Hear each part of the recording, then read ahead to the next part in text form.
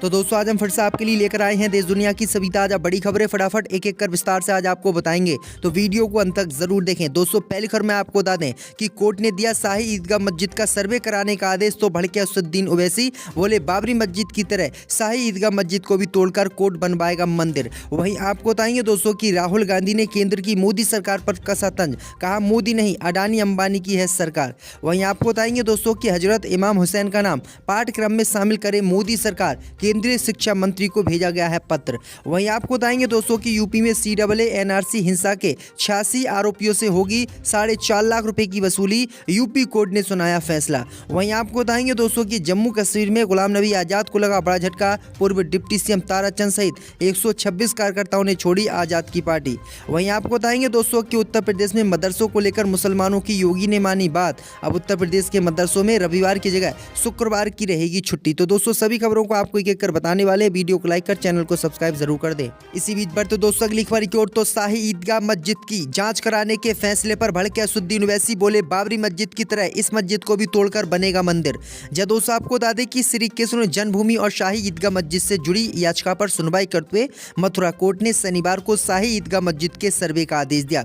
इसी आदेश पर असदुद्दीन ओवैसी भड़क गए और असदुद्दीन ओवैसी ने कहा कि RSS की शरारतें बढ़ेंगी और आने वाले समय में बाबरी मस्जिद की तरह ही शाही ईदगाह मस्जिद को भी तोड़कर मंदिर बनाने का कोर्ट आदेश दे सकता है। असदुद्दीन ओवैसी ने कहा कि बाबरी मस्जिद के फैसले के बाद मैंने कहा था कि इससे RSS की शरारतें बढ़ेंगी। अब मथुरा कोर्ट ने शाही ईदगाह परिसर में सबूत जुटाने की आदेश दिए हैं। इस तरह के मुकदमों पर रोक लगाने के लिए पूजा स्थल अधिनियम के बावजूद ये आदेश दिया गया है, जबकि मस्जिद और बगल के मंदिर में उनके विवाद को हल करने के लिए एक लिखित समझौता हो चुका है।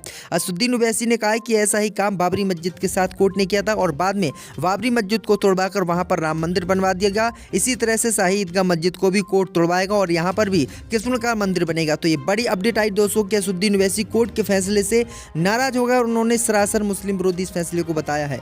इसी बीच पर तो दोस्तों अगली खबर की ओर, तो राहुल गांधी ने केंद्र की मोदी सरकार पर बोला हमला। जब दोस्तों आपको बता दें कि कांग्रेस के पूर्व अध्यक्ष राहुल गांधी ने लाल किले से अपने संबोधन में नरेंद्र मोदी सरकार पर जमकर निशाना साधा।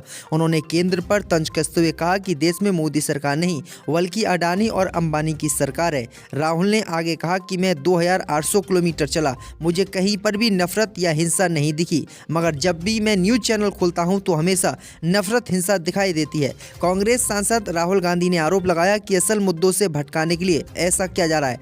राहुल ने यह भी कहा कि लोग देश में डर और नफरत फैला रहे हैं। भारतीय जनता पार्टी पर निशाना साधते हुए राहुल गांधी ने कहा कि इन लोगों ने मेरी छवि खराब करने के लिए हजारों करोड़ों रुपए लगा दिए, लेकिन मेरी छवि खराब नहीं हुई। तो ये बड़ी अपडेट आई दोस्तों कि राहुल गांधी लाल किले पर काफी आक्रामक बीजेपी के खिलाफ दिखाई दिए।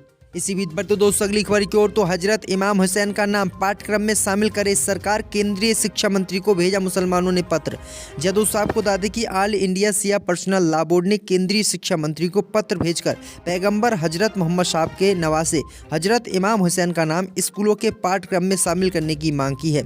बोर्ड के महासचिव मौलाना आयुष अब्बास ने कहा कि हजरत इमाम हुसैन ने 1400 साल पहले इंसानियत को बचाने के लिए सबसे बड़े आतंकवादी यजीद से मुकाबला करते हुए अपनी जान कुर्बान कर दी थी। उस कुर्बानी की याद में हिंदुस्तान के साथ दुनिया भर में मुहर्रम मनाया जाता है।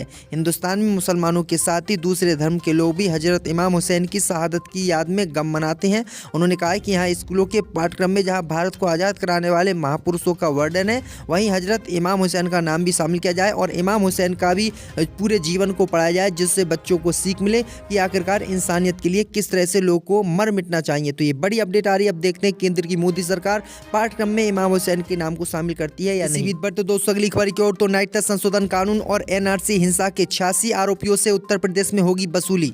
जब दोस्तों आपको बता दें कि करीब 3 साल पहले हुई CAA NRC हिंसा के मामले में मेरठ ट्रिब्यूनल कोर्ट ने शहर के सभी आरोपियों से 4.42 लाख रुपए की वसूली का आदेश दिया है। इससे पहले सुप्रीम कोर्ट के आदेश के बाद जुर्माना राशि वापस हो गई थी, जिसके बाद सभी आरोपी बेफिक्र हो गए थे। बाद में ये मामला मेरठ ट्रिब्यूनल कोर्ट में पहुंच गया था।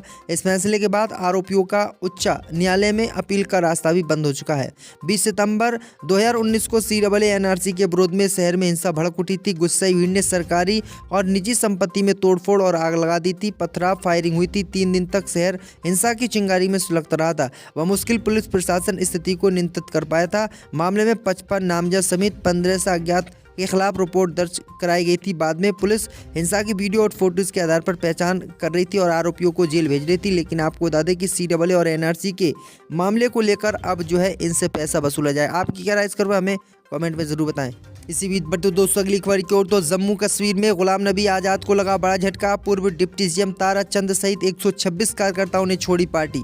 यह दोस्तों आपको बता दें कि गुलाम नबी आज़ाद की डेमोक्रेटिक आज़ाद पार्टी को बड़ा झटका लगा है।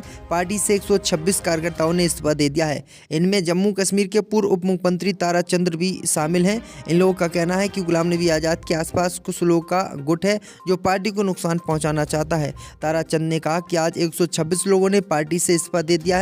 हम पार्टी के लिए काम कर रहे थे, लेकिन गुलाम नबी आज़ाद के इर्द गिर्द एक गुट है जो पार्टी को बर्बाद करना चाहता है और उन्हें गलत जानकारी दे रहा है। तारा चंद ने पूर्व मंत्री मनोहर लाल शर्मा और पूर्व विधायक बलवान सिंह के साथ उन्हें पार्टी से निष्कासित किए जाने के 2 दिन बाद इस्तीफा दिया है। दरअसल आपको बता दें कि गुलाम नबी आज़ाद ने बीते ही दिनों कांग्रेस पार्टी छोड़ी थी और अपनी नई पार्टी बनाई थी, लेकिन गुलाम नबी आज़ाद की पार्टी भी चल नहीं पा रही है और लोग लगातार इस पार्टी का साथ छोड़ रहे हैं। इसी बीच पर तो दोस्तों अगली खबर की ओर तो योगी सरकार ने मानी मुसलमानों की बात, मदरसों में रहेगी शुक्रवार की छुट्टी। जब दोस्तों आपको बता दें कि उत्तर प्रदेश की योगी सरकार ने मदरसों की छुट्टी रविवार करने का फैसला किया था, लेकिन मुस्लिम समुदाय ने इस पर आपत्ति जताई।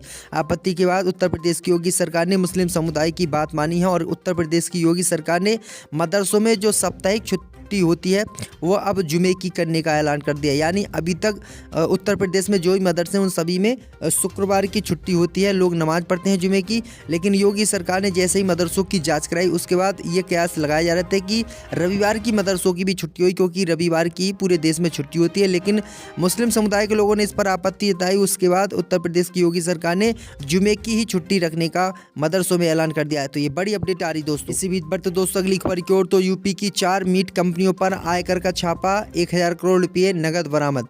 जब दोस्तों आपको बता दें कि उत्तर प्रदेश के आयकर विभाग ने कई मीट उत्पादक और निर्यातक कंपनियों के यहां रेड मारी।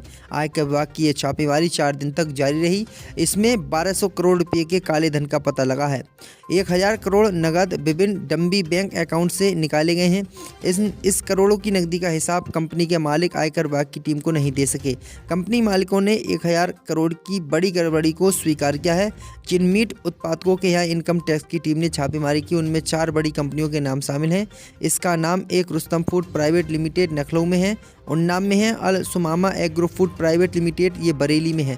तो दोस्तों 4 कंपनियां हैं जिनमें 1000 करोड़ रुपए का घपला पाया गया। इसी बीच पर तो दोस्तों अगली खबर की ओर तो दलित, मुस्लिम और ईसाइयों के आरक्षण के लिए बने आयोग को रद्द करने की मांग, सुप्रीम कोर्ट में याचिका दायर।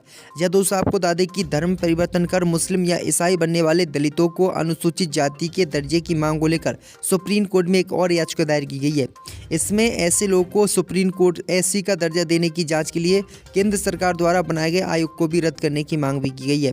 याचिकाकर्ता ने कहा है कि दलितों को ईसाई और इस्लाम अपनाने के बाद SC का दर्जा देने और संविधान के आदेश 1950 को चुनौती देने वाली याचिकाओं को सुप्रीम कोर्ट के समक्ष लंबित है। याचिकाओं में शीर्ष अदालत से मांग की गई कि इस याचिका की जल्द से जल्द सुनवाई की जाए और जो हिंदू दलित हैं वो मुसलमान या ईसाई बनते हैं तो उन्हें SC का आरक्षण किसी भी कीमत पर ना दिया जाए। यानी दोस्तों ये SC वर्ग को काफ़ी परेशान, क्योंकि मोदी सरकार ने पहले ही साफ इनकार कर दिया कि दलित जो हिंदू है वो मुस्लिम अगर ईसाई बनेंगे तो उन्हें दर्जा SC का नहीं दिया जाएगा। अगर वो किसी और धर्म को अपनाते हैं तो उन्हें SC का दर्जा दिया जाएगा। तो ये बड़ी अपडेट आ रही दोस्तों। जब तक सबूत नहीं मिलेंगे तब तक आरोपी को गिरफ्तार नहीं किया जाएगा। तो सरकार क्या संरक्षण देगी आरोपियों को? सुप्रीम कोर्ट को इसका संज्ञान लेना चाहिए। आज हिंदुस्तान की जनता सिर्फ सुप्रीम कोर्ट के ऊपर ही भरोसा करता है। सुप्रीम कोर्ट सख्त एक्शन ले और सुप्रीम कोर्ट के पास ये पावर है कि वो किसी को भी पूछताछ करने के बाद जेल भेज सकता है। स्वतः संज्ञान लेके अपने ऑर्डर पास करें। अगर सरकारें, उत्तर प्रदेश सरकार सुप्रीम कोर्ट को कोऑपरेट नहीं करती है तो राज्यपाल के जरिए या राष्ट्रपति जी के जरिए इस सरकार को बर्खास्त करें। CBI भी अब जो अजय मिश्रा है उनके घर पर एक बोर्ड भी चिपकाया है, नोटिस, और कहा है कि जांच के लिए तैयार हैं, बुलाया भी है कोर्ट ने। लेकिन वो केस में हुए लड़के की जो लोकेशन है, अजय मिश्रा जो है असीम मिश्रा, उनकी लोकेशन नेपाल की पाई जा रही है। मतलब नेपाल चले गए हैं वो किसानों को रोक। देखिए, गृह राज्य मंत्री इस देश का एक बहुत बड़ी पावर है और बहुत ही डेकोरम वाला पद है। उस पद की गरिमा को रखते हुए प्रधानमंत्री